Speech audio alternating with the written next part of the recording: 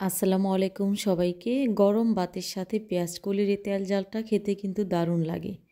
তো পেঁয়াজকলি তেল জালটা তৈরি করার জন্য প্রথমে এখানে নিয়েছি ইলিশ মাছের লোনা শুটকি, আর শুটকিটাকে ছোট সাইজ করে কেটে নেব। শুটকিগুলোকে ছোট করে কেটে নেওয়ার পর খুব ভালো করে শুটকিগুলোকে ধুয়ে নিয়েছি। আপনারা চাইলে যে কোনো শুটকি দিয়ে এই তেল জালটা তৈরি করতে পারেন। চুলাতে বসিয়ে দিয়েছি কড়াই, আর কড়াইতে দিয়ে দিচ্ছি পরিমাণ মতো রেগুলার রান্নার তেল, দিয়ে দিচ্ছি এখানে পেঁয়াজ কুচি আর ফালি করে কাটা কাঁচামরিচ দিয়ে দেওয়ার পর একটু নাড়াচাড়া করে ভেজে নেব। এই পর্যায়ে এখানে লবণ অ্যাড করব পেঁয়াজটা তাড়াতাড়ি নরম হওয়ার জন্য। আবারও নাড়াচাড়া করে একটু মিশিয়ে নিচ্ছি। নেওয়ার পর পেঁয়াজটা যখন নরম হয়ে আসবে ওই পর্যায়ে এখানে অ্যাড করব সামান্য একটু হলুদের গুঁড়া, স্বাদ মতো মরিচের গুঁড়া, আর দিয়ে দেবো এখানে পরিমাণ মতো পানি দিয়ে নাড়াচাড়া করে খুব ভালো করে মশলাটা কষিয়ে নিতে হবে।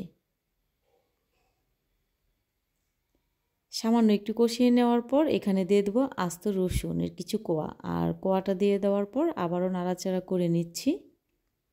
মশলাটা একটু ভালো করে কষিয়ে নিয়েছি, আর কষিয়ে নেওয়ার পর যে আগে থেকে লোনা শুটকিটা ধুয়ে রেখেছিলাম ওই শুটকিটা এখানে অ্যাড করেছি।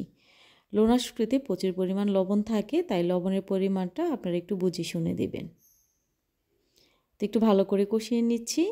যে কোনো রান্না ভালো করে কষিয়ে রান্না করলে কিন্তু রান্নার স্বাদ বেড়ে যায়। তো আর একটু ভালো করে কষিয়ে নেব। তো এই ফাঁকে আমি কেটে নিচ্ছি পেঁয়াজকলিটা ছোট সাইজ করে কেটে নিচ্ছি।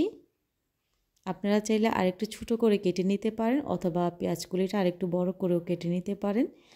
আর এই পেঁয়াজকলি রান্নাটা আমরা অনেকেই কিন্তু খেতে পছন্দ করি।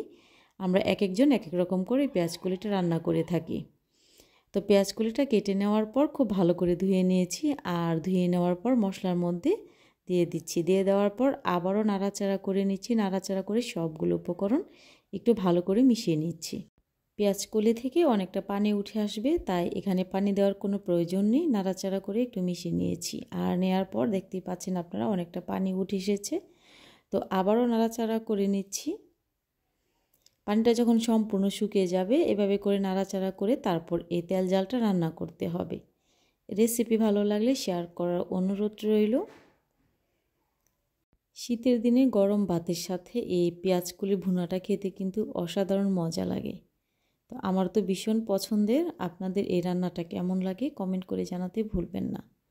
তো এরই মাঝে পেঁয়াজকলিটা আমার রান্না হয়ে গেছে, আর আপনারা দেখতেই পাচ্ছেন দেখতে ঠিক কতটা লোভনীয় হয়েছে। এতক্ষণ সাথে থাকার জন্য সবাইকে অনেক অনেক ধন্যবাদ জানাচ্ছি। সবাই খুব ভালো থাকবেন, সুস্থ থাকবেন। আল্লাহ হাফিজ। আসসালামু আলাইকুম।